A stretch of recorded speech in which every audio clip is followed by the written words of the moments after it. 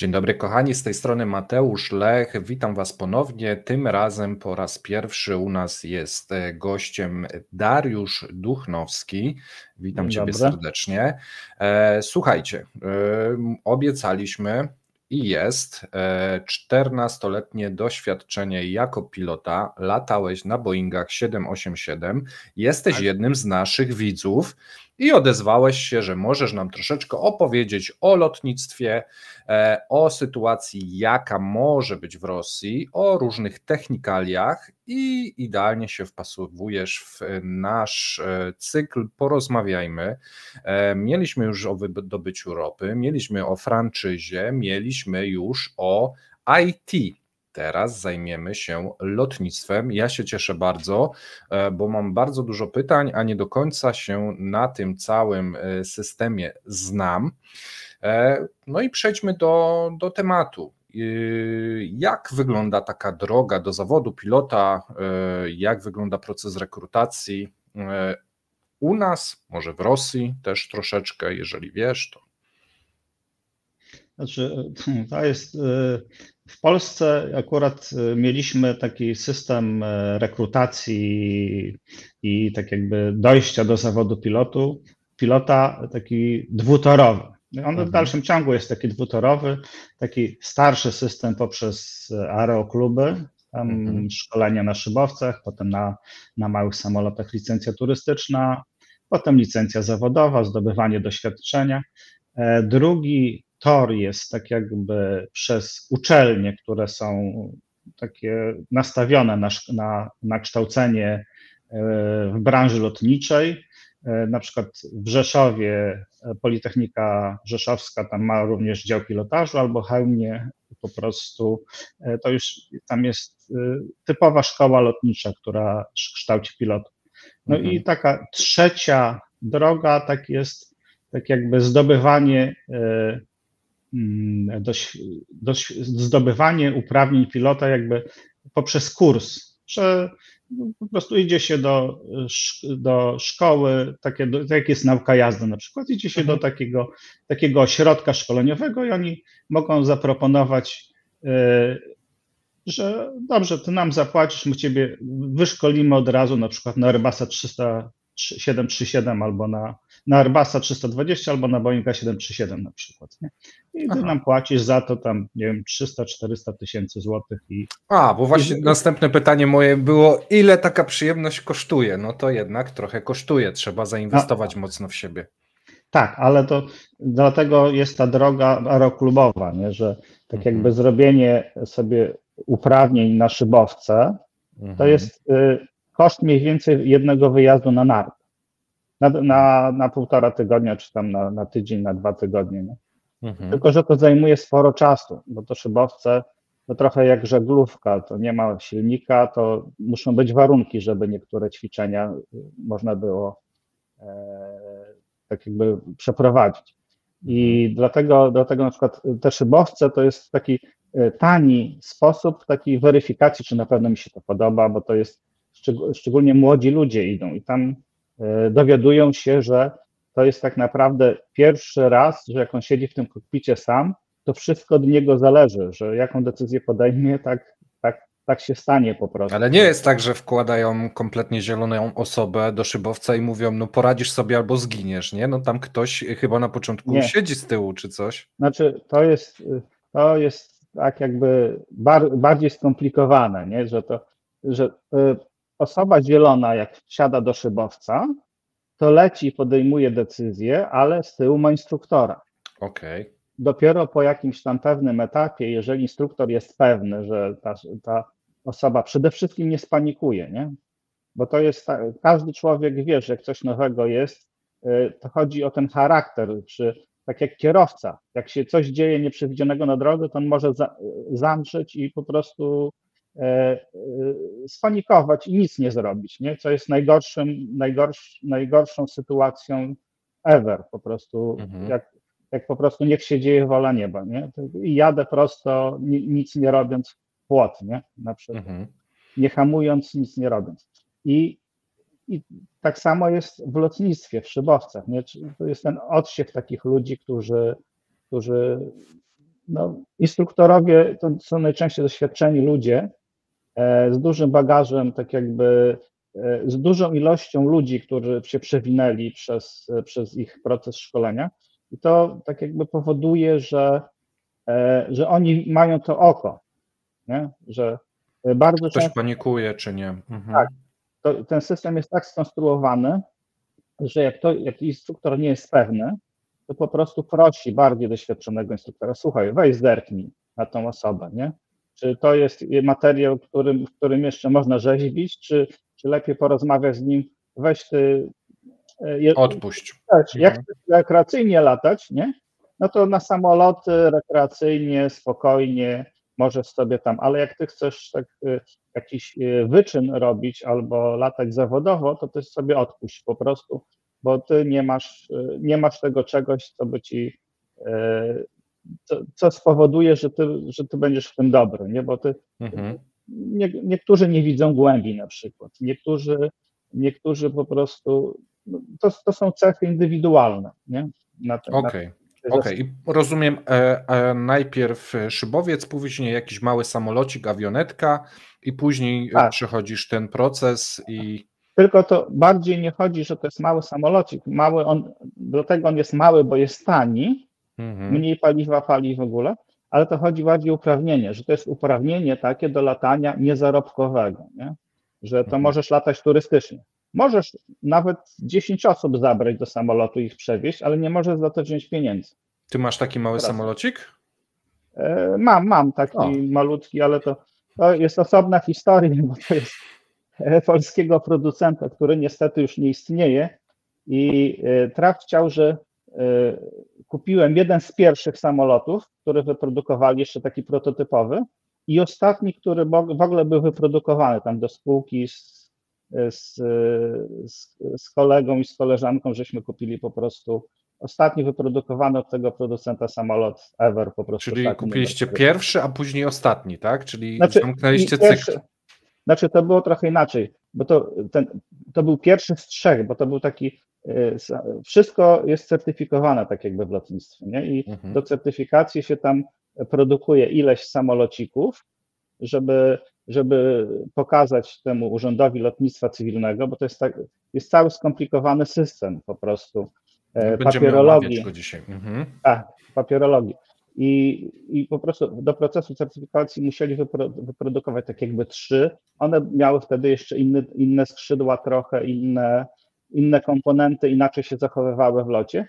Potem była ta ewolucja cała i ten ostatni. Nie? Trochę żałowałem, że ten pierwszy sprzedałem, ale ze względu na to, że stał ten samolot przez wiele lat i nawet nim nie latałem, tylko trzeba od C, AC, tam Aerocasta to się nazywa akurat w lotnictwie, trzeba opłacać, a jak się z tego nie korzysta, to po prostu sprzedałem to dalej i ludzie zadowoleni byli, sobie latali na tym, ale bardzo lubiłem tamten samolocik. Na tym też po prostu latam, rzadko, ale no niestety to jest tak jak z listonoszem i osobą, która bardzo lubi spacery po prostu, nie? Że jak się lata zawodowo cały czas, to polatać tak żeby się rozerwać, to czasami to jest tak, że się po prostu nie chce, albo to trzeba pojechać na lotnisko, to nie jest tak jak samochód, że się wyciągnie z garażu, ładna pogoda, zrobi się kółko i go się odstawi z powrotem. Trzeba papiery sprawdzić, trzeba jakie strefy są wolne do latania. Samoloty by nie latały bez papieru i bez wygód po prostu w tej chwili, nie? To ja mam propozycję. Jak pojawi się to wideo, czy jesteś w stanie odpowiadać na pytania naszych widzów, bo ten wątek pewnie będzie ich w jakiejś części interesował, natomiast chciałbym ruszyć temat rosyjski, żebyśmy mogli więcej opowiedzieć. Czy dasz radę odpowiedzieć na kilka pytań pod filmem? Możemy cię tutaj... Myślę, że nie będzie problemu większych. Ja coś tam usiądę, znajdę czas i jakoś damy radę z tym tematem po prostu. Dobra, więc drodzy widzowie, jeżeli będziecie mieli pytania do Dariusza odnośnie właśnie historii szybowcowych, małych samolotów, szkolenia, to możecie zadać pod filmem, jeżeli Dariusz tam znajdzie, to na kilka pytań na pewno odpowie. Natomiast powiedziałeś mi przed programem, że Rosjanie mają troszeczkę inny system szkolenia. Nie mają tak jak my, że tu szkoła, później druga opcja, szybowce, małe samoloty, tylko jak to się odbywa? Znaczy właśnie wbrew pozorom w Rosji to się odbywa właśnie podobnie tak jak u nas, te małe samoloty, szybowce i tego. Tylko że u nas tak jakby ta masowość tych szybowców i tego skończyła się mniej więcej wtedy, kiedy w Rosji. Ale ten system w Rosji dalej jest taki jakby, tak mi się wydaje, nie? Że on jest bardzo podobny do naszego systemu, że z tym, że u nich na przykład więcej się szkoli pilotów wojskowych. U nas Dęblin szkoli, nie? Ale u nich na przykład to szkolenie też zaczyna się, kiedyś te szybowce to były po prostu darmowe, żeby tak jakby przesiać tych entuzjastów, były modelarnie, to się zaczynało od małych ludzi, którzy budowali samoloty z drewna, składnice harcerskie były, gdzie się te samoloty, te modele można było budować. To było po prostu cały tak jakby cykl od przedszkolaka do pilota wojskowego, żeby tych najlepszych wybrać po prostu, nie? Którzy się tym interesują. Były te duże przesiewy. Do lotnictwa cywilnego nie potrzeba takiego przesiewu. Do lotnictwa cywilnego wystarczy, żeby miał wykształcenie średnie dany pilot i skończył 21 lat i on może wsiąść do samolotu pasażerskiego i latać po prostu. A jak on będzie młodszy i świeższy, to on dłużej polata za niższe pieniądze. Nie? To jest typowy Excel. Nie? A do wojska on nie był potrzebny taki, żeby spełniał wymagania. Był potrzebny najlepszy, bo ten najlepszy jest w stanie po prostu skompensować lepszy pilot braki tak jakby w samolocie. Nie? Bo to jest tak samo jak automatyczna skrzynia biegów i ręczna skrzynia biegów. Jako taki kierowca sobie po mieście jeździ z automatyczną skrzynią biegów, bo on tylko gaz i hamulec wciska. Nie? Ale żeby tak samo sobie radził kierowca samochodu z manualną skrzynią biegów, to szczególnie na przykład w Stanach on musi mieć to doświadczenie, musi jednocześnie umieć operować i nogą, i ręką, musi mieć tą koordynację ruchową na tyle sprawną, żeby sobie poradził z tym. Nie wystarczy, że stopą tylko rusza, ale musi w tym samym czasie decyzyjnie ruszać ręką, żeby to działało. Nie? I to samo jest w samolotach, że te samoloty zachodnie są tak jakby, mają więcej tej automatyki, a te samoloty, ja mówię o tych samolotach wojskowych, nie? A te samoloty sowieckie, czy tam rosyjskie teraz, one były może mniej zautomatyzowane, ale ci piloci potrafili z nich wycisnąć wszystko, co się dało po prostu. I to jakoś tam stawiali na ludzi, nie? Bo to jest taki system działania przez procedury albo system działania poprzez szkolenie personelu, nie? Żeby sam podejmował decyzje. Nie? I w Rosji mi się wydaje, że nie ma takich masowych szkół cywilnych, że albo nie ma takich szkoleń, że tam ktoś zapłaci masę pieniędzy i wtedy się przeszkoli, tylko są te szkoły wojskowe, ale żeby do tej szkoły wojskowej trafić, to trzeba na przykład przejść przez te jakieś tam sito wcześniej. Przez to wcześniejsze sito i to przez sito wojskowe. I kiedyś w Polsce tak samo było i były takie szkolenia po prostu w aeroklubach najczęściej robione. Były pieniądze na podtrzymywanie kwalifikacji pilotów aeroklubowych, żeby oni ileś tam wylatali godzin w ciągu roku sobie, żeby te swoje tak jakby nawyki i kwalifikacje podtrzymywać. Ja myślę, że w Rosji jest tak samo, jak u nas było kiedyś. Teraz oni również szkolą tych pilotów, tylko tak jak wszyscy wiemy, nie tylko piloci giną na tej wojnie, ale niestety szkolenie techników lotniczych u nich bardziej kuleje, bo o ile większość ludzi chce być pilotami, to mechanikiem lotniczym to nie jest tak hop-siup, bo jak zostaniesz mechanikiem lotniczym, to masz specjalizację w samolotach, a rzadko kto ma samolot z prywatnych ludzi. Jak zostaniesz mechanikiem czołgowym albo samochodowym, no to ty potem sobie zarobisz i będziesz miał kwalifikacje, które możesz sobie w cywilu potem tak jakby Okej, a mechanik lotniczy, no dobrze, no ale w tym momencie mamy sytuację taką, że sankcje na różne części naprawy w Rosji są nałożone. Czy ci technicy muszą teraz w takim razie mieć więcej pracy, ale oni są dobrze wyszkoleni, bo powiedziałeś, że może nie być tak wielu chętnych, więc mogą nie mieć tak dużo techników, jakby było potrzeba im w tym momencie, bo na pewno są bardziej zarobieni, bo jest jednak trochę pracy, nie? Prawda jest taka, że na całym świecie brakuje techników lotniczych. Aha. Nie tylko na wschodzie, ale na zachodzie również. Technik lotniczy potrafi zarabiać więcej niż pilot. O. I śpi w domku, w tym samym łóżeczku, kiedy chce.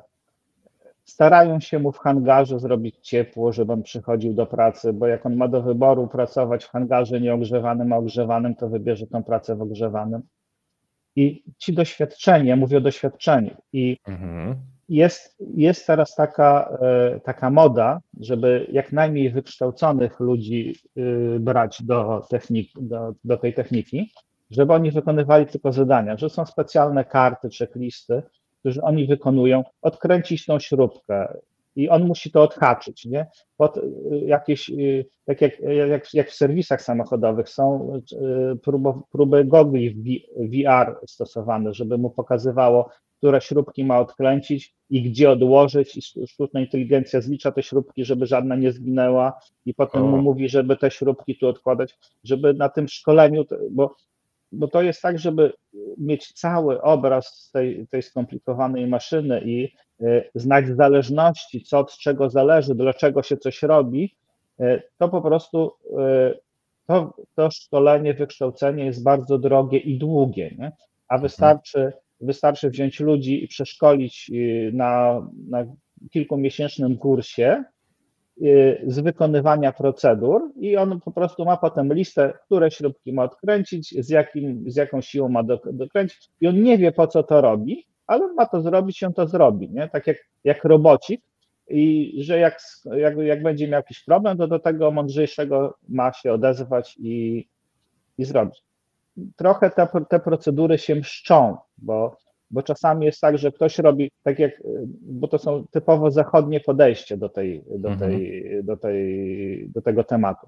I te procedury się mszczą, bo potem się okazuje, że było nieodpowiednie, że okno na przykład wypadło, bo się okazało, że nieodpowiednimi śrubkami były przykręcone, bo one były 3 mm krótsze niż trzeba, nie? No bo ten człowiek, który miał procedurkę, wziął śrubki, ale pomylił się i wziął z szufladki obok, albo ktoś tam odstawił na szufladkę obok i on w ogóle nie zastanawiał się na tym, że ta śrubka jest 3 mm krótsza niż powinna, bo on ma przykręcić i tego. Ale to potem się mści w postaci, że po prostu ta śrubka była za mała, nie?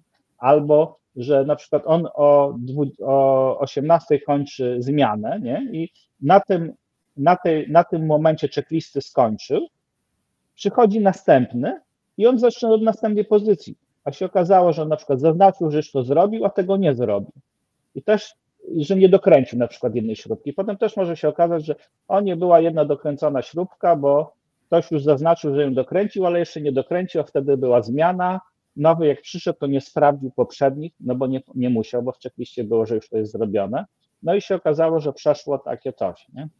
To pojawia mi się takie pytanie, bo opisywałem ten temat, ale do końca go nie rozumiałem. Rosjanie pracują na tych zachodnich sprzętach i jak dobrze rozumiem, no to ci ich technicy też pracują na takich checklistach, tak? Przy tych samochodach zachodnich, tak? Tak, ale oni generalnie są lepiej wykształceni. Czyli to są technicy magicy tak zwani.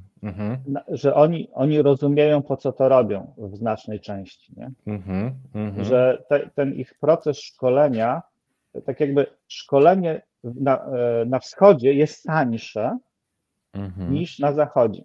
I na zachodzie każdy rok szkolenia to jest u nich tak jakby strata, nie? Bo szkolenie człowieka to jest koszt. A na wschodzie tak jakby ci mechanicy są bardziej wszechstronni, w ogóle ogólnie ci ludzie są bardziej wszechstronnie wykształceni, nie? Są tak też kreatywni, potrafią, wiesz, jak MacGyver coś zamienić, coś przemyśleć, uzupełnić, w razie gdyby nie było z czegoś zgodnego z procedurą. Tak, ale to też jest inaczej, bo tam znów otoczenie życiowe wymaga kombinowania, nie? A na zachodzie wręcz przeciwnie, całe otoczenie życiowe jest tak skonstruowane, żebyś ty nie myślał, że wszystko jest ci podsuwane. A tam wręcz przeciwnie, jak sobie nie załatwisz, nie skombinujesz, to nie będziesz miał. I to samo mechanicy, jak oni na co dzień muszą coś tam, to jest tak, że jak on umie coś, on zamieni 2 koty za jednego psa, nie? No tak jak samych swoich, nie? Że to było tak, że u nich to działa i jak on kombinować musiał i tak samo on myśli podczas wykonywania tych czynności. To nie jest tak, że tak jak na zachodzie, u nas to też czasami się zdarza, że człowiek wykonuje rzeczy w ogóle się nie zastanawiając na tym co, po co, bo on jest od tego, żeby zrobić i dostać za to pieniądze, nie? Tam oni generalnie częściej się zdarza, to nie jest tak, że to jest typowe zachowanie, nie? Tylko że statystycznie częściej na wschodzie muszą wymyśleć, co zrobić, żeby było dobrze, a przy deficycie części. I to u nas też było w Polsce kiedyś. Dokładnie tak samo było, że jak chłopaki na przykład latali AN-ami drugimi na opryski, na szarańcze czy na coś tam, to oni dostawali jakieś części i oni starali się z tego towaru, co dostali, zrobić tak, żeby to na jak najdłużej starczyło. Po prostu. Okay. Także, że oni znają, jakie są limity, mają to doświadczenie, na jak długo to starcza, nie? I po prostu starają się z tego zrobić, co się da. Ja nie mówię o wojskowych, bo w wojskowych to jest tak, że masz zrobić i on po prostu zrobi to, co musi, nie? Tylko że w wojskowym to też tak jakby ta odpowiedzialność inaczej się rozkłada, nie? Bo w wojskowym ten, który wydaje rozkaz, jest odpowiedzialny, a w lotnictwie cywilnym jest to tak specjalnie skonstruowane, ten cały proces certyfikacji i tych nadzorów, żeby tak naprawdę nie wiadomo było, kto jest odpowiedzialny. Że jak to zrobisz zgodnie z procedurami i się rozsypie samolot, to nie ma winnego. Po prostu. Bo nadzór lotniczy sprawdził, jest wszystko ok, nie? Producent dał zalecenia, jest wszystko ok, nie? I zawsze jest wpisane w przepisach, że to ten, który wsiada do tego samolotu, kapitan, który leci, jest odpowiedzialny za wszystko. Po prostu, nie?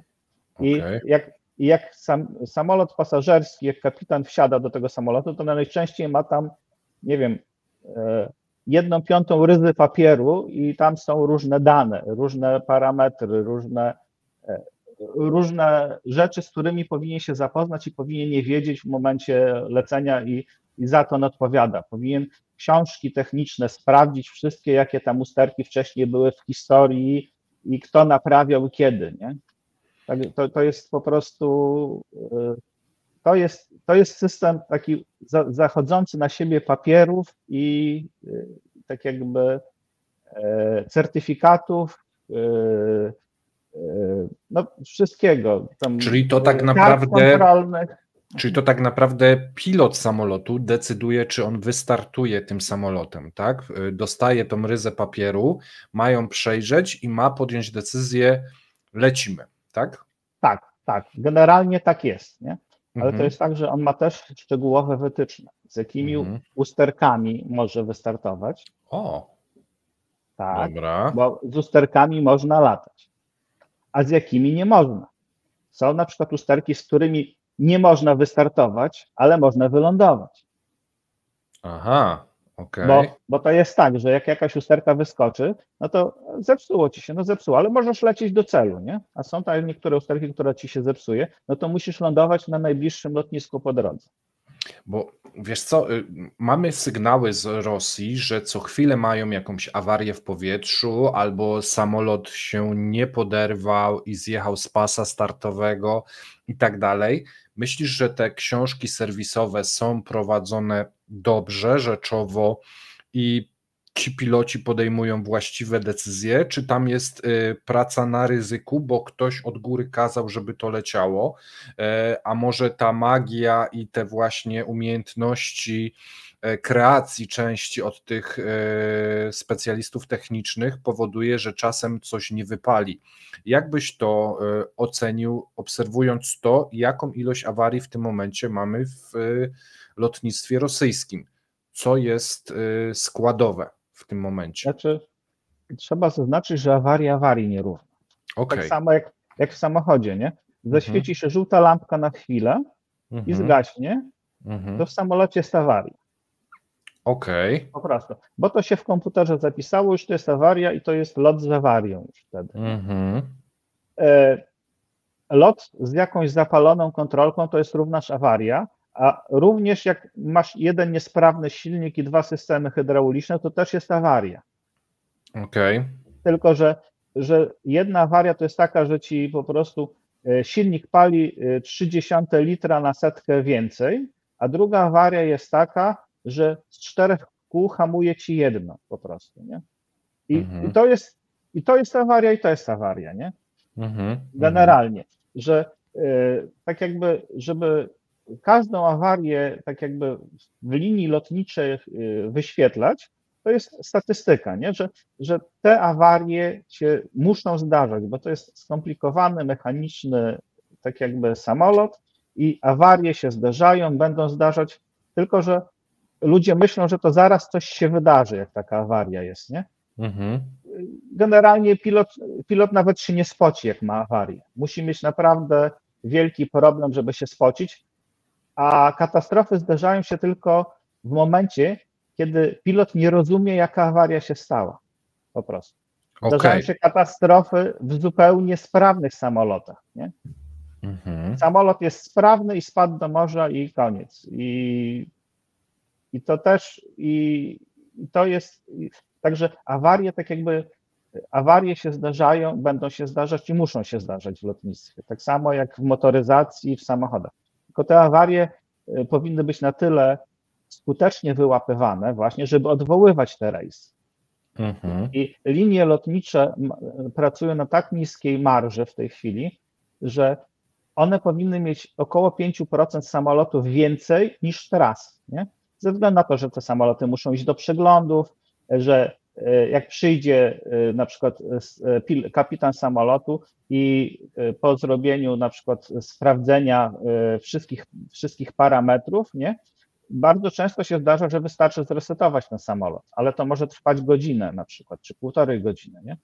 I może się okazać, że ten samolot trzeba tam dosłownie jedną kartę wyjąć, drugą włożyć, ale to, żeby z powrotem tego Windowsa tak zwanego w cudzysłowie odpalić, to zanim on się uruchomi, sporo czasu musi minąć, bo te systemy po kolei muszą się odpalać, meldować do komputera centralnego i tak dalej. I zazwyczaj w dużych liniach powinien być 1 albo 2 samoloty tak jakby w zapasie, nie? Dlatego te linie robią samoloty, żeby wszystkie były tego samego typu najlepiej, tak jak Ryanair albo Wizz Air, że jak żeby pilot po prostu przeszedł do takiego samego modelu. Tak, przechodzi do takiego samego samolotu, pasażerowie przechodzą do takiego samego samolotu i nie ma odwołań po prostu. Ale że po prostu, żeby ciąć koszty, to się nie trzyma zapasowego samochodu. Nie? Każdy ma jeden samochód w garażu, nie trzyma drugiego zapasowego, po to, że jak się ten zepsuje, to żeby drugim jechać. Nie? I tak samo linie robią, że po prostu jak mają w zapasie jakiś samolot, to starają się go tak jakby z niego zysk wyciągnąć. Nie? I wysyłają te samoloty tak jakby w trasę. Nie? No i to powoduje te odwołania rejsów, bo też prawo lotnicze jest takie, że jeżeli z przyczyn niezależnych od operatora, ale akurat usterka znaczy prawo jest tak skonstruowane, że jeżeli ta usterka będzie tuż przed lotem wywołana, to nie jest wina operatora, po to, żeby nie zmuszać operatora do latania niesprawnym samolotem. I to prawo jest skonstruowane. Też trzeba mieć z tyłu głowy to, że najczęściej to rządy państw i ci prawodawcy, którzy ustalają te prawa i przepisy, są właścicielami tych firm. Nie? Że to nie jest tak, że tak jak dla kierowców tirów, że jest czas tak ustawiony, bo te firmy, które jeżdżą tirami, są najczęściej prywatne, a państwo nie ma takich firm, tylko tu jest odwrotnie. To jest tak, że to rządy i państwa są najczęściej właścicielami tych firm, bo to jest też tak jakby to jest dlatego w ten sposób skonstruowane, bo najczęściej, żeby latać na przykład do Chin albo do Stanów, to trzeba podpisać umowę, że my do was będziemy raz w tygodniu latać do Stanów i wy do nas możecie raz w tygodniu, że to są takie umowy bilateralne. No właśnie, i w tym momencie mamy sytuację taką. Do wielu krajów Rosja latać nie może, tych samolotów w zapasie nie ma, a wręcz przeciwnie, następuje kanibalizacja samolotów, żeby wyciągać części i wkładać ich do innych samolotów, które muszą latać. Jakbyś mógł opisać ten proces, dlaczego to się dzieje, jak to się dzieje, czy to się może dziać z wszystkimi elementami, jakieś takie właśnie szczegóły w tej kwestii i możemy na przykład wrzucić tu to, co nam przygotowałeś, czyli opis wszystkich systemów i ewentualnie co można wymienić, czego raczej nie można przekładać między samolotami. Czy jesteś w stanie nam coś w tej kwestii powiedzieć?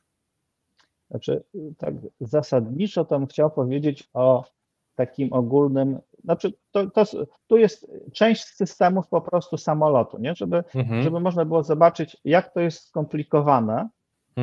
Ja może przeklikam całość, bo to jest bardzo długi temat. Tak, ale to w internecie każdy może sobie znaleźć podobne tak jakby schematy ideowe.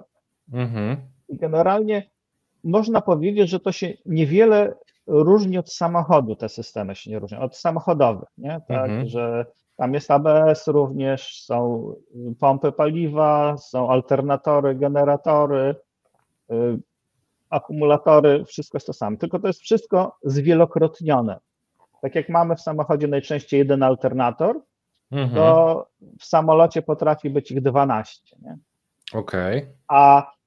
I też różne tak jakby poziomy. Ale muszą działać wszystkie 12, czy to po prostu jest taki zapas zrobiony właśnie w razie gdyby były awarie?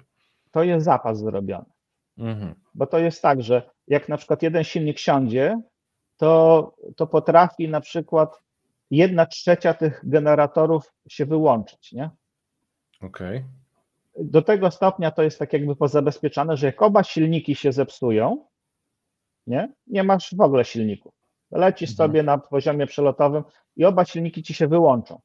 To ci wyskakuje taki wiatraczek z boku, który ci zasila pompę hydrauliczną i generator elektryczny.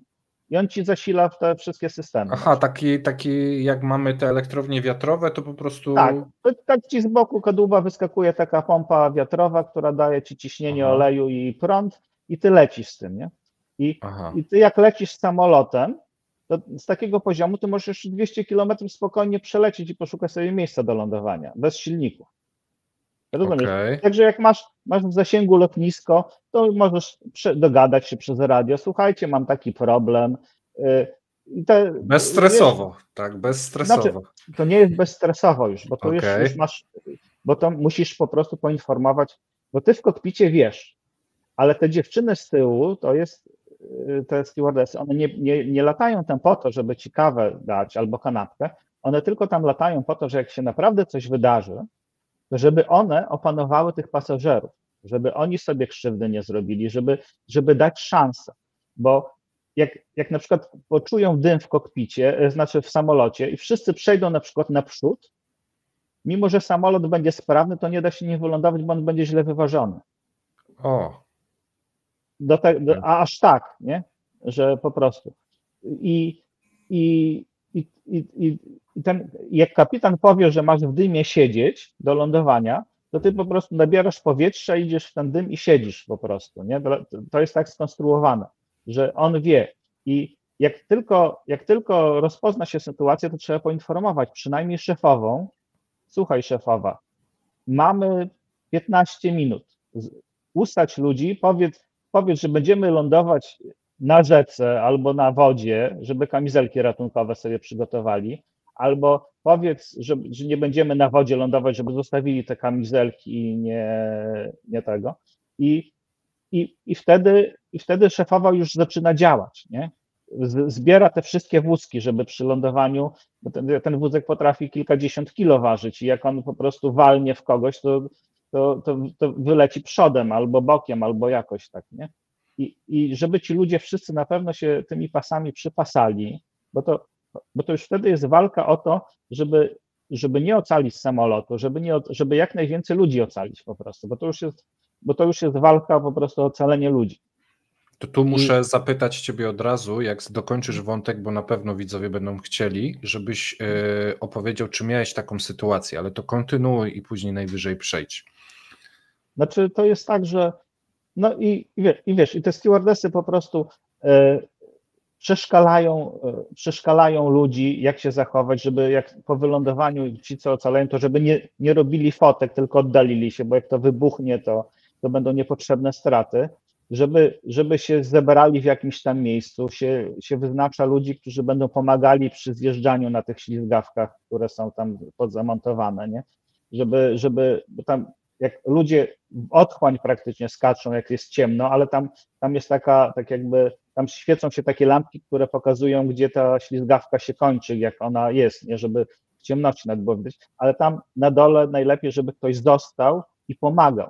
I tych stewardess jest dlatego taka ilość, bo tyle jest drzwi awaryjnych, nie? I żeby do tych drzwi, żeby ona tam pilnowała, żeby wszyscy wyskakiwali, żeby nie było zatorów. One tak naprawdę za to tylko biorą pieniądze, że raz w życiu będą przydatne przy takiej sytuacji, nie? Bo tak można by było automat postawić w przejściu, jak ktoś by chciał sobie kawę, herbatę, to sobie by wziął i poszedł, nie? Na tej zasadzie. Okay. A odnośnie takich sytuacji, wiesz, to jest nikt poza symulatorem nie na rzece Hudson tylko zdarzyło się, że wyłączyły się 2 silniki. No i zdarzyło się też, że pilot leciał i mu się wyłączyły silniki w chmurze, tak jakby w chmurze wulkanicznej. Okay. Ale on się skapnął, o co mniej więcej chodzi, bo ten silnik potem się uruchomiły i zaczął rozumieć, co się dzieje z samolotem. Do tego się nic nie stało. I wracając do takich sytuacji, to bym chciał na przykład nawiązać do tego, znaczy ja wrócę do tematu, czy miałem takie sytuacje i jakie, nawiązać badanie wypadków lotniczych, katastrofy w przestworzach, te programy tego typu, nie? One są robione po to, nie żeby znaleźć winnych, przepisy w ogóle nie szukają winnych katastrof lotniczych, tylko szukają, dlaczego to się wydarzyło. Po prostu. W lotnictwie tak jakby nie szuka się winnych, tylko szuka się przyczyn, żeby je wyeliminować. Że jeżeli są jakieś błędy w szkoleniu, to się zmienia program szkolenia. Dlatego te przepisy i te wszystkie przepisy lotnicze są najczęściej pisane krwią, bo one się zmieniały pod wpływem katastrof i jakichś tam przypadków. I dlatego one są takie niektóre nieintuicyjne, ale one zawsze, znaczy większość tych przepisów ma jakieś przyczyny związane z jakimś przypadkiem. I co roku piloci, nawet ci szybowcowi, mają takie szkolenie i są omawiane wszystkie wypadki i tam jakieś przesłanki do wypadku, bo to nie musi się skończyć katastrofą, tylko ktoś, bo to jest tak, jak ja jestem pilotem, to ja powinienem i mam obowiązek i donieść na siebie, nie?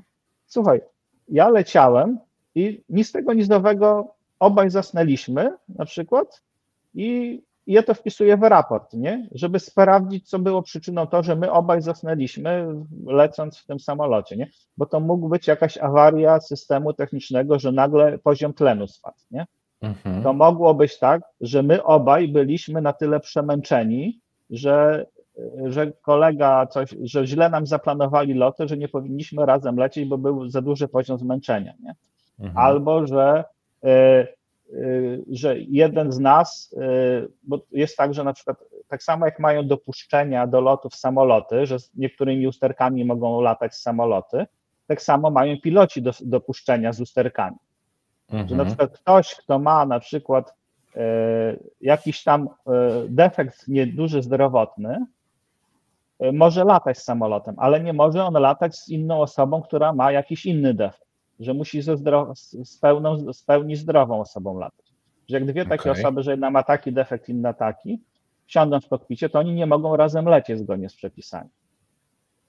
Są również Ale takie... jakie są to defekty? Że słabo widzisz na jedno oko, nie wiem, jesteś daltonistą, coś takiego? To jest najczęściej tak, że jakieś problemy ciśnieniowe są, sercowe, cukrzycowe, bo to nie jest tak, że jak masz problem z ciśnieniem, to że od razu się nie nadajesz do niczego, nie? To jest tak, że to stopniowo narasta, tak samo cukrzyca, że jak stosujesz dietę, no to nie masz żadnych objawów, nie? Ale w papierach masz wpisane, że masz, bo jak nie widzisz dobrze, to masz okulary, nie? I zgodnie z przepisami musisz mieć 2 pary okularów, że jak ci się jedne zepsują, to masz drugie. I to ci załatwia tą redundację. Ale jak ty masz tak jakby, nie jesteś, znaczy to jest na zasadzie zmniejszania ryzyka. Również są takie specjalne, tam są reguły, które na przykład zabraniają niektórym pilotom ze sobą latać, nie? Bo po prostu charakterologicznie się nie dogadują ze sobą. Mówi, że ja z nim nie będę latał, bo to będzie powodowało zagrożenie, nie? I potem to planowanie całe musi uwzględniać. Jak się pokłócą w jakiejś trasie, to później już do końca życia nie będą ze sobą latać, tak? Jak ale się nie, to nie chodzi na to pokłócenie, po prostu są tacy, że są dwóch takich kogutów, którzy muszą rządzić, nie? No i to będzie problem, jak jeden drugiemu będzie udowadniał, który jest lepszy, nie? Po prostu to z punktu widzenia zarządzania, żeby CRM-u tak zwanego, nie? Bo w lotnictwie wszystko ma swoje skróty. I z punktu widzenia tego zarządzania ryzykiem nie trzeba dopasowywać tych ludzi do siebie. Wiesz, jeżeli będzie taki ktoś, na którego 40% załogi napisze, że nie chce z nim latać, to znaczy, że z tą osobą jest problem, nie?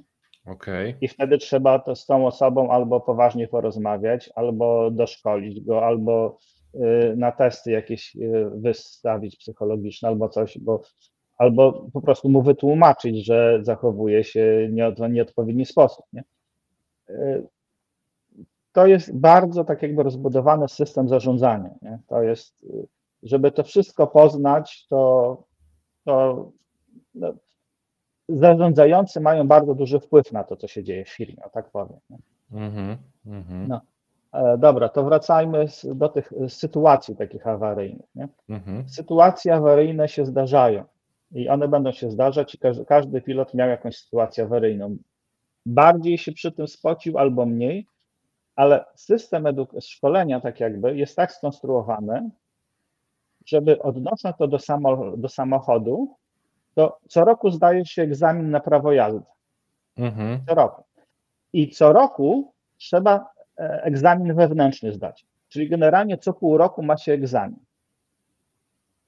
Czyli jak się lata dużym samolotem, co kilkanaście lotów ma się egzamin jakiś. I to się wtedy leci na symulator, który jest bardzo dobrym symulatorem. I tam psują się silniki, psują się układy hydrauliczne. Zawsze jest zła pogoda i zawsze silny wiatr. I człowiek się tam wtedy przez te parę godzin, tam dzień lub dwa, lub różnie, czasami dłużej, poci się tak, że wychodzi zmęczony z tego symulatora i tam wszystko się dzieje, łącznie z awariami obu silników, nie? I wtedy się, mimo że to jest symulator, wtedy też się informuje stewardesy, że jest awaria, wtedy się na tych systemach awaryjnych pracuje, wtedy się robi te ruchy wszystkie, które, to tak jakby każdy kierowca samochodu musiał co pół roku iść na ślizgawkę i trenować poślizgi. Że to jest do tego stopnia posunięte, nie? I że tak naprawdę nie chodzi o to, co zrobić, tylko najważniejsze jest to, żeby zrozumieć, co się dzieje z samolotem. Okej, czyli w tym momencie, jeżeli dobrze rozumiem, to bo cały czas próbuję nawiązać do tej rosyjskiej sytuacji, jak to tam wygląda. Mechaników mają bardzo dobrych i piloci są szkoleni i przeszkalani i też są bardzo dobrzy. Wiele rzeczy, które u nas informujemy, że są awariami, mogą te samoloty wciąż funkcjonować i dlatego wciąż nie mamy jeszcze jakichś takich dużych sytuacji zagrożeń, na szczęście, bo to cywile mogą zginąć. Nie mamy katastrofy lotniczej. Jak myślisz, twoim zdaniem, czy oni postawią na brawurę, bo w Rosji często jest brawura i takie sytuacje mogą się zdarzyć, czy raczej będą na tyle odpowiedzialni, że będą stosowali się do procedur i będą ci piloci i ci mechanicy starali się albo nie latać, jeżeli jest za poważnie, albo robić wszystko, żeby utrzymać te samoloty jak najdłużej w powietrzu? Znaczy, trudno to nazwać brawurą, bo to jest tak, że wsiadasz do tego samolotu, nie masz spadochronu i po prostu ty stawiasz na to własne swoje życie. Tak. A czy taki mechanik też stawia swoje życie? Bo czy on idzie o 18 do domu? Znaczy, często jest tak, że jak jest jakaś awaria, nie, to on przylatuje do tego samolotu, naprawia go i wraca tym samym samolotem. Czyli bo nie płaci mu się za bilet lotniczy, bo on może wrócić tym samolotem, który naprawił po prostu, nie? I to jest tak, że to daje nam pewną gwarancję, że się przyłoży do pracy. Tak. Jak on jest w bazie, to on to naprawia i on tym nie leci, nie? Ale jak gdzieś tam, bo to jest tak jak jest u nas ta debata teraz na temat lotnisk, czy zrobić 4 lotniska, czy jedno większe, nie? No to ci mechanicy muszą być wszędzie rozlokowani, że jak tam przyleci samolot, to musi być w każdej chwili gotowy naprawić ten samolot, nie? Musi mieć zestaw części, zestaw narzędzi, zestaw wszystkiego. Musi być całe oprzyrządowanie do tego i trzeba tych kilka zestawów tak jakby mieć gotowych, nie? Bo jest jeszcze kilka rodzajów samolotów, więc do każdego pewnie inny rodzaj części, inny rodzaj kluczy i tak dalej. Dlatego stosuje się tak, że mamy całe zestawy w bazie, wszystkiego przygotowane z częściami, a tam po drugiej stronie jest tylko taki mechanik, który może długopisem wpisać, że sprawdził coś i że dopuszcza na przelot z taką usterką, bo niektóre usterki są dopuszczalne do tego. Ale jak się zdarzy taka usterka, której nie może dopuścić, no to muszą przylecieć mechanicy z tej bazy, naprawić ten samolot i dopiero on może wrócić. I to są poważniejsze usterki. No i wtedy oni najczęściej wracają tym samym samolotem. I wtedy oni też wiedzą, że to jest tak jak kiedyś się inżynierów pod most stawiało, jak się sprawdzało obciążalność mostu i tych budowniczych wszystkich, nie? I jeżeli źle zbudowaliście most, no to trudno, to jest selekcja naturalna, nie? To znaczy, że nie nadajecie się do budowy mostu. Tak samo to trochę tak działa w lotnictwie czasami, bo to nie zawsze, nie? A też mogę na jakimś tam przykładzie zademonstrować, jak jest na przykład logika działania w kokpicie, nie? Bo tak sobie na przykład mogę wrzucić ci zdjęcie kokpitu jako pomocne, nie wiem, czy to w ten sposób możemy... To jest taki nowoczesny samolocik, który sobie tak mniej więcej to wygląda. Niestety te ekrany nie są tak ładne jak w iPadach nowych, bo to jest wszystko certyfikowane, jak ktoś certyfikował w latach 90. ekran, to nie może nowszego wstawić OLEDowego, tylko musi być taki sam LCD, jak był kiedyś po prostu. Aha, czyli nawet jeżeli samolot jest produkowany powiedzmy 30 lat temu i teraz, to on jest robiony dokładnie na tych samych częściach, tam nie ma unowocześnień za bardzo. Nie ma unowocześnień, bo to by musiał na nowo przechodzić proces certyfikacji. Nie? I te ekrany są takie same wstawiane i nawet jak one są usterkowe, to je się wymienia i tyle. Nie? Ale za to na tych ekranach wyświetlają się tutaj w tym centralnym ekranie są takie żółte i białe napisy. Tam właśnie wyskakują, jakie są usterki najczęściej. tych samolotów. Okej, czyli to jest tak jakby główny monitor pokładowy, tak można to nazwać? Znaczy, Jakbyś mógł opisać, co to jest? Te wszystkie ekrany są zamienne praktycznie, nie? Że Aha. można to, co na środkowym, sobie wyświetlać na tym po lewej stronie albo po prawej. Nie? Aha, czyli to są tak Że jak nasze ekrany na smartfonie, że przewijamy prawo, lewo, możemy sobie te ikonki... Tak, Mhm. to chodzi o to, że jak nam się zepsuje jeden wyświetlacz na przykład, to możemy na przykład wyświetlać te dane na innym wyświetlaczu, bo to jest tylko monitorek. To jest, samolot jest tak naprawdę systemem komputerowym i jakby do tego komputera było podłączone 5 monitorów takich samych i na tych monitorach można było wyświetlać różne rzeczy, nie? I pilot jest w stanie wyświetlać sobie praktycznie, tam są pewne ograniczenia, nie? A w tych nowszych samolotach nawet jak wykryje, że któryś monitor się zepsuł, to dane z tego monitora są wyświetlane na innym automatycznie. To są jakby ważniejsze dane, które są krytyczne w czasie podczas lotu i są takie mniej ważne dane, które jak się wyświetli je za minutę, to nic się nie stanie po prostu. Okej, rozumiem. No i wyobraźcie sobie, że siedzicie w takim kokpicie, pijecie herbatkę albo kawkę, w zależności od pory nocy, bo to najczęściej awarie, jak się dzieją, to w nocy, kiedy człowiek jest najbardziej zmęczony. Nie wiem dlaczego to tak jest.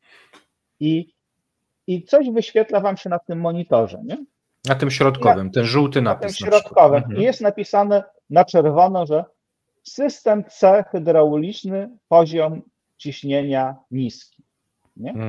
No to sobie wchodzicie w komputerek i wyświetlacie wtedy tak jakby jaki jest te systemy komputerowe, bo tam są na tych ekranach, jakie są, że w tym systemie C jest niski poziom tak jakby ciśnienia. I ten poziom ciśnienia od razu ci się w głowie wyświetla, że może być niski, dlatego że albo zabrakło oleju, albo się pompa zepsuła, albo jakiś zawór się zepsuł. Nie? No to następną rzeczą, którą chcesz sprawdzić, wchodzisz w te systemy olejowe i sprawdzasz, jaki jest poziom oleju. Nie? I sprawdzasz, patrzysz, jest krytycznie niski, nie? I ubywa. Nie? I sprawdzasz, że ci 2% oleju ubywa na minutę. No to sobie liczysz z tym ubytkiem oleju, dokąd możesz dolecieć. Nie? Ale w pewnym momencie przestaje ci ten olej ubywać. I wtedy już się orientujesz, że po prostu pompa oleju ci siadła, nie? Bo to jest taki typowy objaw. I te resztki oleju po prostu zabiły, tak jakby filtr oleju zapchały i wtedy się uruchamia taki ominięcie pompy, tak zwany bypass i olej przechodzi bokiem, nie przez pompę. Jak olej przechodzi nie przez pompę i przestało uciekać, to ewidentnie masz zepsutą pompę, nie? I wtedy podejmujesz decyzję, nie? Że masz zanieczyszczony układ oleju C. Nie? Bo te resztki tej pompy gdzieś tam pływają, nie? I może ci się układ sterowania trochę przycinać, ale A i B masz sprawnie, nie? I teraz musisz podjąć decyzję, czy wracasz do bazy i czy w ogóle jesteś w stanie wrócić do bazy i oni ci to naprawią, ten samolot będzie na przykład Ale to ty jako pilot musisz podjąć taką decyzję, czy podajesz im te współczynniki, co się dzieje i oni podejmują za ciebie? To jest różnie zarządzający na przykład. Nawet w locie było tak, że czasami podejmował to pilot, bo uznawano, że pilot jest na tyle wyedukowany, wykształconym tak jakby osobnikiem, który jest w stanie podjąć taką decyzję, najlepszą dla firmy, nie? Będąc w tym kokpicie. A czasami jest tak, że pilot musi tylko, my mamy tam takie systemy, że możemy SMS-a do bazy wysłać, nie? Tak zwanego data linka, albo w nowszych samolotach możemy nawet zadzwonić telefonem satelitarnym i powiedzieć, słuchaj, jest taka sytuacja, nie? I oni wtedy podejmują decyzję. Czy ja dobrze rozumiem, że wysyłanie SMS-ów, to tu mamy takie tak jakby 2 kalkulatory dla każdego z pilotów i na tym się wysyła, bo tam widzę literki i cyferki. Tak, to jest ten mechanizm do wysyłania SMS-ów. Tak, tylko że to nie jest system komórkowy, tylko to jest taki system data link, to jest taki specjalny lotniczy system, którym się po prostu wysyła informacje. Tam plany lotów można wysyłać, dane do lotu, że nie wszystkie dane trzeba tak jakby wpisywać ręcznie z palcem, tylko można po prostu załadować tak jakby z sieci, nie? Aha, okej, zaczytuje się Tak, automatycznie że i zaczytuje się wysyła. plan lotu, że nie trzeba całego planu lotu na przykład wpisywać, tylko to można po prostu tym datalinkiem po prostu przesłać i wtedy jest mniej rozmawiania przez radio, bo te plany lotu są modyfikowane. I wtedy to jest tylko się potwierdza, że otrzymałem plan lotu taki i taki. Aha, czyli jak na przykład pogoda się zmienia i trzeba zrobić jakiś taki objazd, to dokładnie, bo jest front burzowy, albo nie musi się pogoda zmienić, tylko może się korek robić, bo w lotnictwie też są korki. Okej. Bo w lotnictwie jest tak, że nie można za wcześnie wystartować, nie można za późno wystartować. Trzeba prosić o tak zwany slot, że jak chcesz 10 minut przed czasem wylecieć, to bo wszystkich masz na pokładzie, nie, to się nie da, po prostu musisz czekać na swoją kolejkę, nie? Czasami się da, bo to jest różnie, nie? Jak wylatujesz na przykład w środku nocy, gdzie jest mały ruch, no to da się po prostu, ale to jest nadzorowane i tak samo jak zimą jest kolejka do odladzania, że te mycie samolotu to nie jest, to się nie myje samolot, żeby był czysty, tylko żeby śniegu na nim i lodu nie było, a to, co na niego spada, to żeby się roztapiało jak najszybciej. Także... Okej, powiedz mi, te wszystkie systemy, one są produkcji zachodniej, tak? Te komunikacja i tak dalej, bo też się zastanawiam, czy tam nie będzie jakaś bolączka w najbliższych czasach, jeżeli Rosjanie będą trwali w wojnie? Tutaj wracamy do certyfikacji. To są ogólnie otwarte protokoły. Na przykład wyobraź sobie, że w samolocie jest drukarka termiczna. Taki zwykły faks, który ma mechanizm ze zwykłego faksu. I papier można ze zwykłego faksu stosować. Ale ta drukarka jest certyfikowana i papier tam używany też jest certyfikowany i to wszystko jest 10-krotnie droższe, mimo że to są te same układy. I można sobie wziąć od Chińczyka i włożyć i to będzie działało i to nie wpływa jakoś na bezpieczeństwo, ale 10-krotnie mniej się zapłaci. Ale jeżeli by się to zrobiło, to nie można już takim samolotem latać. I tu pojawiają się wszystkie te tematy obchodzenia części, ściągania z Chin i tak dalej. Dokładnie, że nawet jak masz samolot albo śmigłowiec, który ma certyfikat, on jest 5-krotnie droższy od takiego, który utracił ten certyfikat. Bo jeżeli chcesz znów przywrócić ten samolot tak jakby do takiego stanu certyfikowanego do przewożenia osób, to musisz mu zrobić taki przegląd, który kosztuje 1/3 wartości samolotu na przykład. A oni w tym momencie, wkładając zamienniki części, pozbawiają się certyfikatów, więc jeżeli chcieliby wrócić tym do latania takiego... Tutaj wraca zaufanie, bo papier przyjmie wszystko. Rozumiesz? I to nawet nie jest problem, bo te rzeczy mogą być jakościowo podobne. Jakościowo mogą być ściągnięte skądś. Też była afera, że chińskie rzeczy znajdowali w zachodnich samolotach, bo ktoś podrabiał certyfikaty, brał z Chin rzeczy, wystawiał papiery, bo miał do tego prawo i się okazywało, że jakieś podrobione części były w zachodnich samolotach. Po prostu. Bo w dobrej wierze kupujesz z gwarancją albo z certyfikatem, a to się okazuje, że to jest podróbka.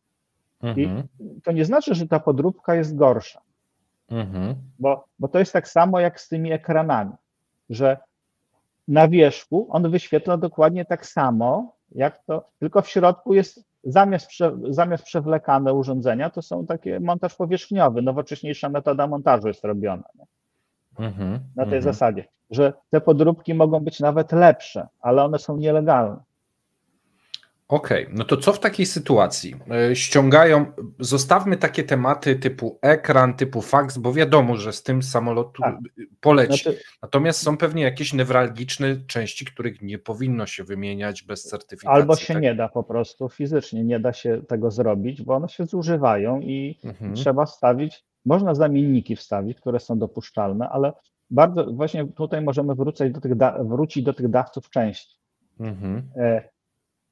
są różne triki stosowane, nie? Bo na przykład na kartę radiową, bo to teraz to już nie jest tak, że radio to jest jakiś taki, tak jak w samochodzie, blok, który się wyjmuje i się wsadza, nie? Najczęściej to jest karta radiowa, że musisz mieć 3 radia sprawne w samolocie, ale jest dopuszczone, że jak ci się jedno zepsuje, to możesz na przykład przez miesiąc latać z 2 tylko, nie? I że w ciągu tego miesiąca sobie zamawiasz tą kartę i wstawiasz, nie?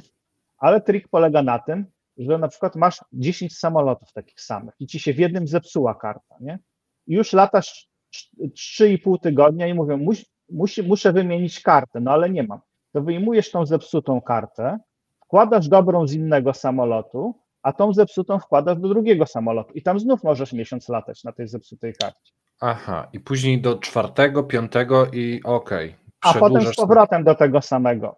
Wiesz, i oficjalnie ty naprawiłeś ten samolot, a zepsuł się drugi. I nikt nie wpisuje, że to ta zepsuta karta tam poszła, nie? Drugi system jest taki, że coś ci się zepsuje takiego, na przykład silnik czy coś, który musisz wymienić, bo ma za duże wibracje. No to już ten samolot nie będzie latał, bo musisz mieć drugi. Ale masz wtedy drugi zapasowy silnik. I zanim do ciebie nie przyjdzie ten silnik, to masz jeden zapasowy silnik, ale samolot wychodzi z eksploatacji. I ten miał dobrą tą kartę radiową, to wyciągasz z niego tą kartę radiową dobrą i wkładasz do tego samolotu, który lata po prostu. I wtedy robi się tak zwany dawca części. I po prostu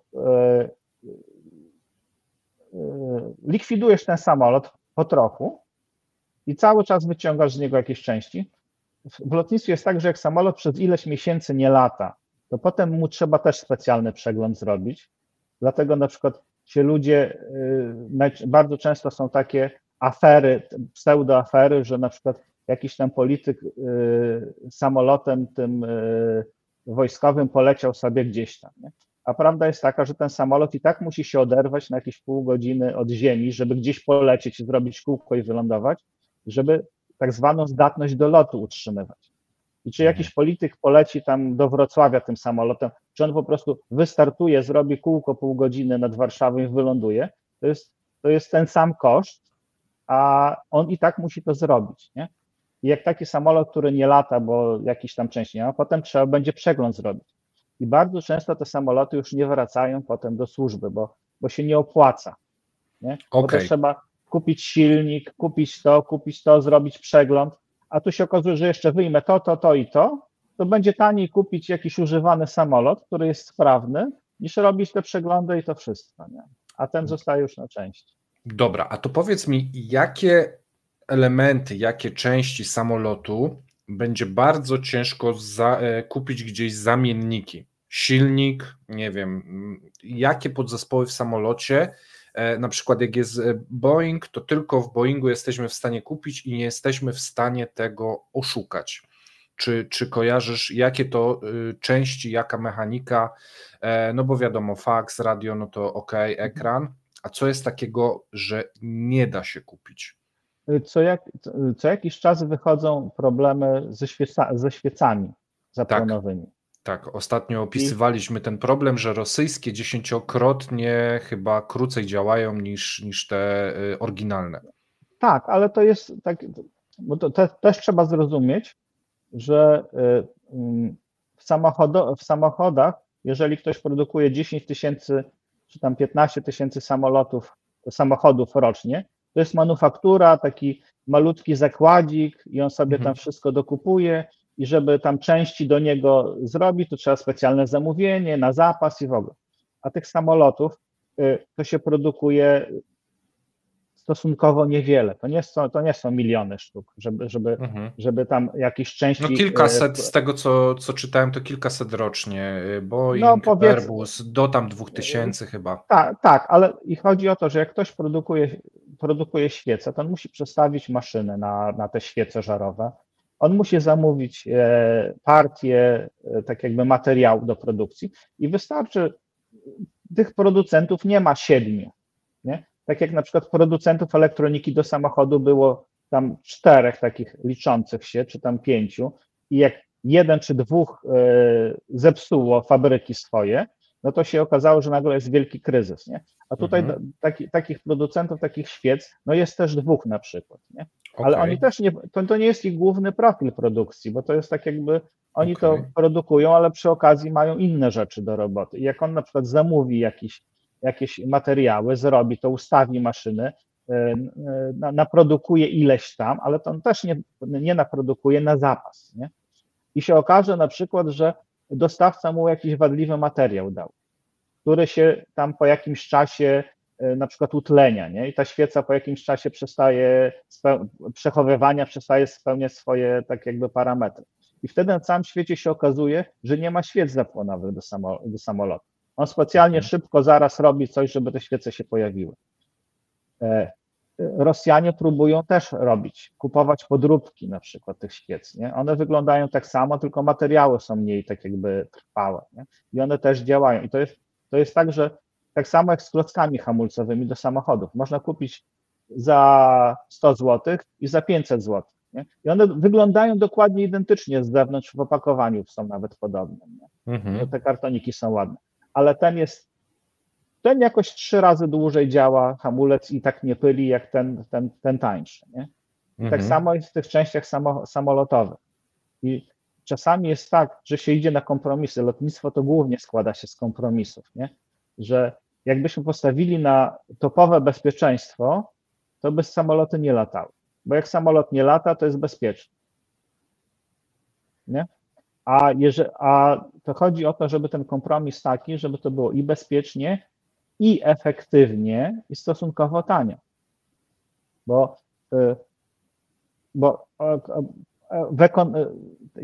ludzie sobie nie zdają na przykład z tego sprawy, że jak się leci na przykład, dlaczego samoloty zabierają dokładnie tyle paliwa, bo czasami była taka afera, że samoloty za mało paliwa zabierają na przykład, nie? Żeby tam mieć zapas, nie? Bo my jak tankujemy w samochodzie, to ma fantazję, to do pełna proszę. Nie liczy, że bo mi tam ileś starczy, to są ekonomiczne tylko tak jakby przesłanki, że wyjeździłem tyle kilometrów, to za tyle muszę zatankować, bo pożyczyłem samochód, nie? A w lotnictwie jest tak, że nikt sobie nie zdaje z tego sprawy, że żeby na przykład przewieźć tonę paliwa na zapas gdzieś tam, to trzeba spalić 600 kilo, nie? Okej. Tak, że trzeba zabrać 1600 kilo paliwa albo 1700 w starszych samolotach, żeby tona była po drugiej stronie Atlantyku w zapasie. Że lepiej to sobie załatwić tak, że my bierzemy tyle, żeby starczyło i jeszcze tam zapas na pół godzinki, a jeżeli będzie słaba pogoda albo coś, to wylądujemy po drodze, dotankujemy się, poczekamy, aż się poprawi pogoda i dopiero dalej polecimy. Że to jest aż tak, nie? Bo jak ktoś sobie na przykład chce, wezmę w dużym samolocie 10 ton paliwa w zapasie, nie? No to trzeba liczyć się, że 6 ton się spali niepotrzebnie. To dlatego mamy też ograniczenia w wielkości i wadze walizek, że po prostu to suma wagi tych walizek razy ilość osób to tworzy tonę czy 2 dodatkowe, które trzeba by było dużo więcej paliwa, żeby przewieźć na tej trasie? Ale to się liczy, to jest liczone do czego innego, bo jest tak, że to z przepisu pracy, z kodeksu pracy wynika, że nie może być walizka cięższa, tak, że nie można dźwigać i kobiety mają ograniczenia, mężczyźni mają ograniczenia i ta walizka musi mieć 20 kg, żeby nie było ograniczeń, 32 to jest ona ciężka, jest oznaczone, że ciężka, że tylko że tylko mężczyźni mogą po prostu podnosić tak jakby te walizki, bo one są ciężkie, nie? Na tej zasadzie. I to są te ograniczenia, a te walizki się waży po to, żeby wyważyć samolot. Taka jest prawda. Bo one są układane w którejś części samolotu i mają równoważyć pasażerów w jakiś tam sposób. Tak, i żeby było śmiesznie, w zależności od wyważenia samolot spali albo więcej, albo mniej. To jest A czy pilot czuje, że ma źle wyważony bagaż w trakcie lotu? Znaczy na dużych samolotach to nie, bo to jest fly-by-wire tego, ale na przykład są standard, żeby było śmiesznie, to nie wolno ważyć pasażerów. Nie? I są uznane standardowe wagi pasażerów. I na przykład zdarzyło mi się osobiście przewozić na przykład pasażerów w locie czarterowym, którzy byli tak jakby umundurowani z plecakami i każdy chłopak po 100 kilo plus, nie? Dobrze zbudowany, nie? W ciężkich obuwiu, w ciężkich kamizelkach. I się okazało, że samolot był no dobre 2 tony bardziej ciężki niż w papierach. O kurczę. I wiesz, i ja sobie muszę wtedy tak przeliczyć z tyłu, że te 2 tony to mniej więcej trzeba trochę szybciej lecieć, trochę więcej paliwa wziąć, trochę więcej wszystkiego, bo zgodnie z papierami, z przepisami ja powinienem wziąć tyle, nie? Ale nikt mi złego słowa nie powie, mój przełożony na przykład, że ja powiedziałem, słuchaj, wziąłem tam 3 tony więcej paliwa. On mówi, a dlaczego? No bo to i to. No dobrze zrobiłeś. No i koniec rozmowy, nie? Na tej zasadzie, nie? I jak się lata na tych mniejszych samolotach, to czuć, że jest gorzej wyważony, albo że że są bardziej ciężkie osoby niż standardowo, bo żeby było śmiesznie, to na charter osoby są lżejsze niż w normalnym ruchu lotniczym. Także... Dobra, to teraz wracam jeszcze do tych tematów mechanicznych. Gdzieś wyczytaliśmy w którymś z artykułów, że przy wymianie niektórych części potrzebne jest przeinstalowanie systemu, żeby zaczytać nowe ustawienia i tak dalej. Jak to wygląda właśnie w takich samolotach? Bo powiedziałeś, że jest tam taki Windows i czasem jakaś wymiana wiąże się z przeinstalowaniem całego systemu, żeby to zaczytało, czy to jest takie bardziej plug and play, tak jak się podłącza myszkę do komputera? Zaskoczę cię, w samochodach również tak jest. Okej. Że jak chcesz lampę wymienić, to musisz ją doinstalować do systemu. Okej, czyli w samolotach jest dokładnie tak samo. A czy te Tylko systemy... To jest trochę inaczej, bo w ogóle w samolotach, na przykład ja wspomniałem o szkoleniu, że mechanik lotniczy jest szkolony, ale w tych mechanikach lotniczych też są specjalizacje. Na przykład jest specjalizacja płatowca, silnika, awionika po prostu i każdy tak jakby się specjalizuje też w swojej części samolotu. To nie jest tak, że każdy mechanik robi wszystko po prostu. Nie? A czy to ma związek z tym, że samoloty są produkowane w różnych krajach? Bo ja tu mam, wiesz co, znalazłem sobie takie zdjęcie, ja ci pokażę, jak samolot, tu chyba Airbus, jest produkowany w różnych częściach Europy i tu mamy Hiszpanię, Niemcy, Francję i Wielką Brytanię. Czy to się też tyczy tego, że po prostu w jednym kraju produkuje się to, więc ma się też specjalistów i szkoli się ich od tej części, czy to po prostu nie ma związku? Nie, produkcja to jest inna, tak jakby inna papierologia, a obsługa techniczna, tak zwana bieżąca i przeglądy techniczne, to są inne tak jakby przepisy. To jest zupełnie inna bajka po prostu. Ja tutaj mówiłem o tym takim bieżącym naprawianiu usterek albo wymian części eksploatacyjnych, bo tam są również i części eksploatacyjne i resursy, to jest bardziej skomplikowane niż proste po prostu. I wracając tak jakby do tych wymian, nie, tych części, to najczęściej się to odbywa inaczej. Do danej karty się wgrywa oprogramowanie, które współpracuje z tym samolotem. I producenci takich podsystemów, na przykład awioniki, kart radiowych czy coś, oni certyfikują te swoje jakby podzespoły, żeby ułatwić projektowanie i użytkowanie producentom i potem użytkownikom. Nie? Jak ktoś ma jakieś radio, czy tam kartę radiową i chce na przykład, żeby ta jego karta się pojawiła w jakimś samolocie, to on sam może ją certyfikować. I dlatego na przykład Chińczycy, jak robią samochody takie na zachód, oni bardzo często wykorzystują tam zawieszenie pneumatyczne od tego samego producenta, od której Mercedes bierze. Nie? do zawieszenia pneumatycznego. Bierze te same systemy ABS-u z Boscha, które bierze Audi na przykład albo Volkswagen, żeby tak jakby te podzespoły najpierw bierze renomowanych firm, a potem je zastępuje swoimi jak może. Tak samo Chińczycy zbudowali taki samolot Comac, nie? Pasażerski.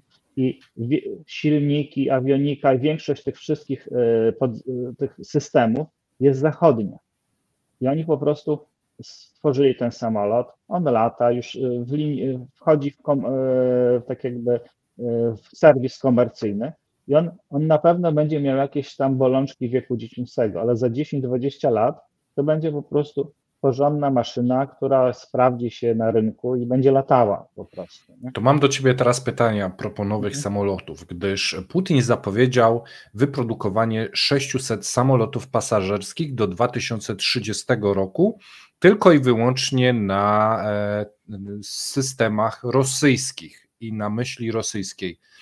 Włożyłbyś to między bajki? Czy... Jeżeli to byłyby samoloty klasy AN-2, bo nawet na nie byłby popyt, jeżeli by oni to produkowali, to by było możliwe. Okej, a jak w tym momencie to się ma do tego, że po raz któryś przekładają produkcję chyba Superjetów 100 nowych i z planów, gdzie miało być budowane, wiesz, po 20, 30, 50 budują na przykład 2 rocznie. Z jakimi oni bolączkami się w tym momencie mierzą? Superjet to jest nowoczesny samolot, a AN-2 to był samolot, który był produkowany w 1940 roku. Aha, okej. Czyli... To jest taka różnica, nie? I tam jest gwiazdowy tłokowy silnik.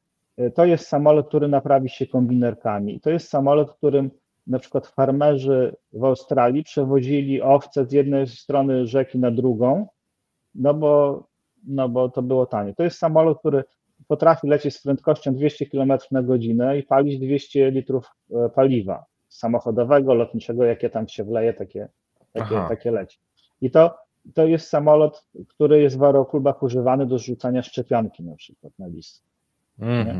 I one latają do tej pory. Jeżeli on by chciał takie samoloty produkować, to ma szansę. Ale bardziej to chyba chodziło o nowoczesne, pasażerskie, wiesz. No. To jakby Chińczykom się udało wyprodukować tyle, to jest szansa, bo oni będą komponenty z zachodu mieli, ale bez komponentów z zachodu to jest tak jakby powiedzieć, że za 3 dni będę w Kijowie, nie? Rozumiem, że to jest takie życzeniowe i to jest na własny rynek powiedziane, żeby tak. że my mamy rękę na pulsie, że to są te obietnice, które są fizycznie niemożliwe po prostu. A teraz jeszcze jeden temat z tych, które omawialiśmy w ostatnich naszych programach.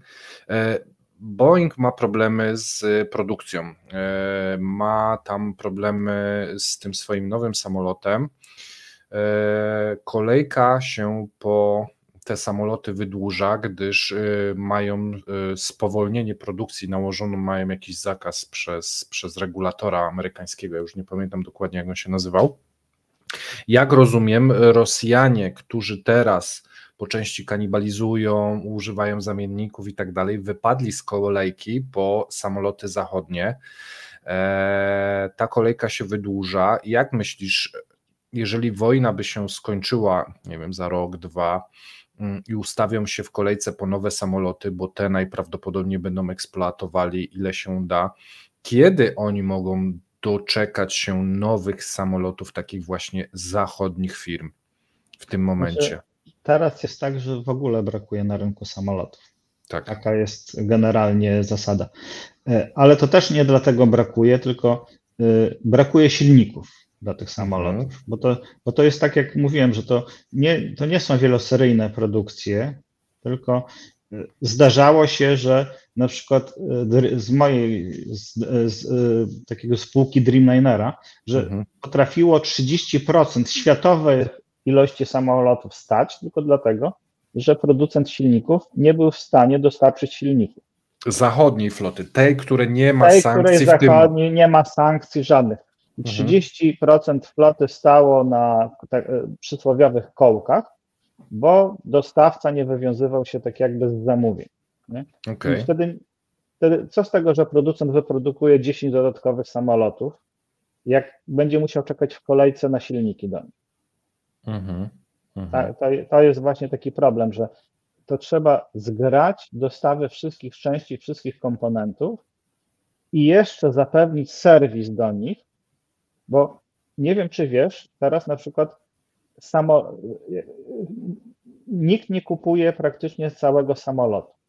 Że na przykład Boeing sprzedaje płatowiec albo leasinguje, wynajmuje się silniki i nie płaci się na przykład miesięcznie tylko za wykonaną pracę tych silników, nie? I to jest tak, że po prostu ty jak nie używasz tych silników, to nie płacisz za nie, ale ty chcesz je używać, bo ty je potrzebujesz. To jest odwieczny dylemat Ubera i własnego samochodu, nie? Że ty możesz mieć taniej, przejechać się Uberem, Boltem czy innym tam bez jakiejś tam reklamy, bo nam nie płacą za to przecież za stosunkowo niewielkie pieniądze, ale jak naprawdę potrzebujesz w środku nocy, gdzie jest pandemia i coś, nikt nie jeździ, to ty w swój samochód wsiadasz, jak się zaczyna wojna i jedziesz do granicy, jak masz paliwo, nie? Bo wtedy ten, który dysponuje tym samochodem, to zrobi z nim, co będzie chciał. Dokładnie to samo jest, jak masz samoloty swoje i części swoje, a inaczej jak masz samoloty wyleasingowane, tak jak Rosjanie na przykład, i części wyleasingowane, nie? Bo możesz być właścicielem tego. Jak wyleasing kupisz samochód, to ty nie jesteś jego właścicielem po prostu. Nie? Leasing powie oddaj mi i ty musisz oddać zgodnie z umową, regulaminem. No chyba, że tak jak Putin powiesz, że nie oddam i koniec. Tak, ale wtedy oni mają podkładkę, bo nam Putin zakazał. I my próbujemy się jakoś dogadać. Wiesz, z firmą leasingową. To jest inna bajka. I wtedy ja, leasingodawcy, staram się, słuchaj, ja ci obiecuję, że ja będę starał się nie pogorszyć stanu tych samolotów, że będę o nie dbał i tego, ale ty mi trochę odpuść. Ja teraz nie mogę za nie zapłacić, ale ja będę o nie dbał. Będę je latał na przykład po kraju, a jak polecę za granicę, to ty mi zabierzesz, ja to sobie zdaję z tego sprawę. I wiesz, to jest, jeżeli z firmą, bo tam jest sporo firm, tak jakby oligarchów tych lotniczych, nie? Bo firma państwowa zupełnie inaczej, ona w ogóle się konsekwencjami nie przejmuje, po prostu przyszedł taki przykaz, że robimy taki, robimy taki, nie ma, zmiłuj się po prostu. Nie? A te prywatne firmy, one po prostu inaczej do tego podchodzą. Okej. Czyli podsumowując, bo będziemy powoli kończyć, zbliżamy się do 1,5 godziny.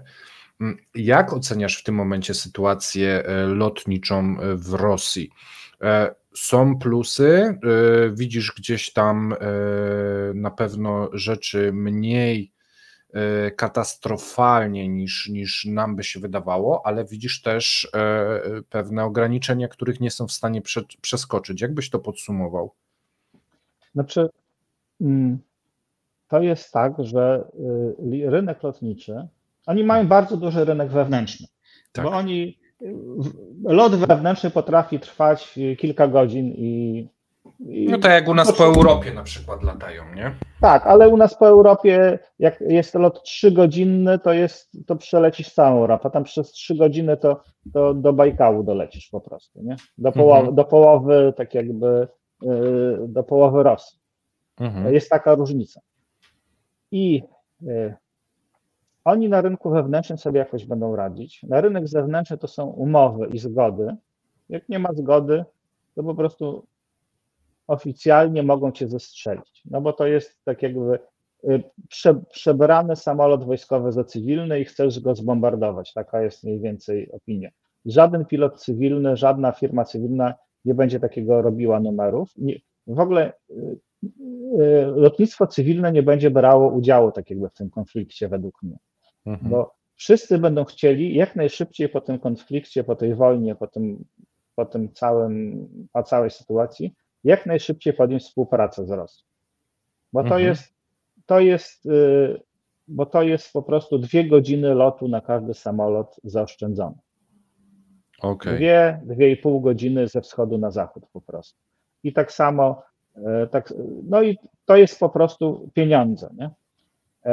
Rosjanie też będą chcieli jak najszybciej to, dlatego zwróćcie uwagę, że tak jakby te cywilne lotnictwo nie bierze jakiegoś udziału w prowokacjach ani w niczym, żeby to jakiegoś cienia nie było.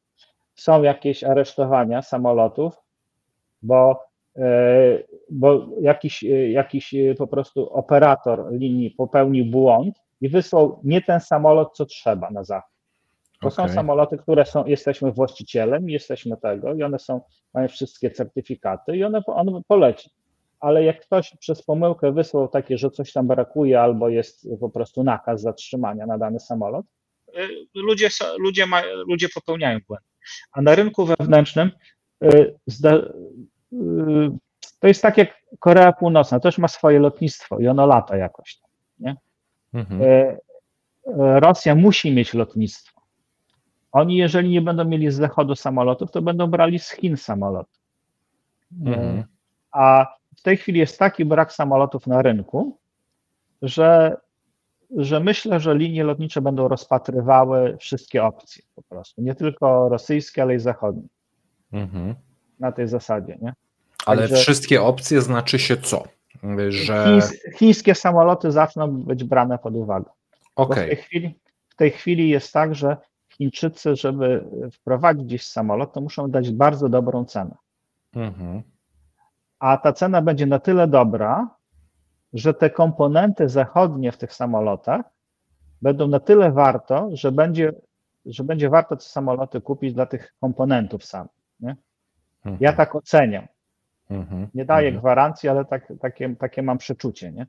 Ale to jeżeli jest właśnie bardzo mało samolotów na rynku, to czy Zachód nie osankcjonuje w jakiś sposób Rosji, żeby ona nie mogła kupować tych samolotów i czy ta flota rosyjska i ta ilość połączeń nie zdegraduje się? Znaczy generalnie nie ma sensu tak jakby osankcjonowywać, skoro nie będą mogli za to zapłacić. Że inne sankcje powodują to, że tak jakby bezpośrednie relacje nie nastąpią. Bo ty jesteś zachodnim producentem. Masz kolejkę zamówień na 3 lata do przodu, No na właśnie, 4 lata nie? do przodu. Ty w ogóle się nie zastanawiasz. Nie? Możesz z nimi Czyli wypadają z kolejki w tym momencie i nie wiadomo kiedy wrócą. Znaczy oni wypadli z kolejki, tak samo jak nie odbierzesz swoich samolotów, to twoje samoloty zostają sprzedane, a ty wtedy możesz zaczynać negocjować od początku na tej zasadzie. Albo leasingodawcy mają jakieś samoloty, z których ktoś rezygnuje, nie? I ty możesz je przejąć, bo na przykład wymienia na nowsze, albo po prostu wymienia na flotę jednorodną, albo rezygnuje z jednych samolotów na rzecz innych.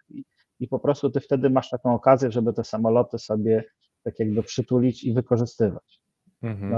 To jest tak samo jak polizingowe są place z samochodami, tak samo są polizingowe tak jakby oferty z samolotami. Czyli tylko dla nich pozostaje otwarty rynek w tym momencie wtórny, na którym będzie też licytacja na te samoloty i dostępność. Ze względów finansowych dla nich pozostaje tylko wykorzystywanie tego, co mają, dopóki się da. Bo to jest tak, inwestujesz w infrastrukturę, oni muszą mieć samoloty, bo to jest za duży kraj, ale to jest tak samo, jak nie inwestujesz w rury kanalizacyjne, nie inwestujesz w kolej, to nie inwestujesz w samoloty. A samoloty to jest najbardziej niskomarżowa, tak jakby biznes, bardzo niskomarżowy, a bardzo kosztowny. A muszą mieć też również samoloty do nacisku politycznego też, bo w niektóre rzeczy po prostu trzeba polecieć swoim samolotem i wysłać swój samolot, bo nikt inny nie poleci na tej zasadzie. No ale to można mieć rządowe, ale ukrócać rynek samolotów, wiesz, takich typowo cywilnych, które latają do Egiptu, do Turcji i tak dalej. Zostawić rynek wewnętrzny, ukrócić troszeczkę i zmniejszać tą flotę, zmniejszać te obciążenia finansowe, zmniejszać obciążenia gdzieś tej pracy serwisu, dostępności części. Czy to nie zmierzać będzie właśnie w tym kierunku, jeżeli wypadają z kolejki na części, na samoloty, na wszystko? Ale to Ci przypomnę jeszcze raz, jak mówiłem, że samolot musi latać, żeby był w zdatności do lotu. I czy Ty go wyślesz, żeby on sobie zrobił kółko w koło lotniska i wylądował, a i tak musisz pilotów do niego trzymać. Czy Ty wyślesz ten samolot, żeby jeździł jako Uber na przykład po mieście i Ci zarabiał pieniądze, to chyba będzie taniej i polecieć tym samolotem wtedy, kiedy potrzebujesz, niż żeby on stał i rdzewiał po prostu i tylko obsługa techniczna i tak, żeby on na siebie musi zarabiać. Te wszystkie rządy mają te linie lotnicze nie po to, żeby tak jakby trzepać kasę, nie? Bo żeby trzepać kasę, to one by tak umowy skonstruowały, żeby zarabiały 20% na każdym locie. Tak to jest ustawione, żeby to się było bardzo wysoki próg wejścia dla konkurencji, a jednocześnie, że jak pandemia jest, to możemy wysłać samoloty tam, gdzie nam się podoba i przywieźć, co nam potrzeba. Po prostu, nie? Albo, że chcemy latać na przykład do jakiegoś państwa, gdzie się to nawet nie opłaca, ale politycznie za 10 lat nam to się zwróci z nawiązką po prostu, nie? Okay. Że tak jakby samoloty to jest tak jak kolej żelazna była tam 200 lat temu, że gdzie przez jakie miasteczko przechodziła kolej, to miasteczko się rozwijało. Nie? I teraz pełni tą funkcję lotnictwa. Okay. Że jeżeli chcemy mieć z Gruzją jakiś tam kontakt, to Gruzini nie będą w stanie tak latać, jakby chcieli, ale my możemy na przykład, nie? Możemy zapewnić im ten kontakt. I oni są nam wdzięczni, my mamy na tym jakiś biznes. I to jest taka forpoczta polityki i dyplomacji, tak jakby to lotnictwo. Dlatego te lotniska regionalne powstają, bo jak ktoś ma u siebie lotnisko, to nobilituje jego urząd, jego gminę, jego miasto do tego, że on ma lotnisko, to on jest ważniejszy niż ten bez lotniska, burmistrz na przykład. Nie? To lotnictwo dlatego jest ma taki specyficzny, wymiarowy charakter. Tak, wielowymiarowy, wielozakresowy i wpływ, i charakter, i funkcje po prostu. Że to jest szybko reagować można i jeżeli ktoś ma flotę samolotów, nie 2 samoloty, to ma inne możliwości logistyczne i ma inne możliwości niż ma po prostu 2-3 samoloty, z których 1 albo 2 jest sprawny. Tak samo jak Rosja miała inne możliwości militarne, jak w Excelu było tam 10 000 czołgów, a inne możliwości, jak się okazuje, że ma 2000 sprawnych, nie? Na tej zasadzie. Okej. Dobra, Dariusz, myślę, że mamy temat. Słuchajcie, widzowie, jeżeli macie jeszcze jakieś pytania do Dariusza, napiszcie proszę w komentarzach. Mam nadzieję, że Wam się podobało. Dajcie też znać, co sądzicie. A ja Ci serdecznie dziękuję. Było niezwykle ciekawie. No i być może do usłyszenia następnym razem. No jeżeli się odpowiednia ilość tam lajków i innych rzeczy pojawi, to pewnie coś będziemy kombinować. Także również dziękuję za uwagę i tam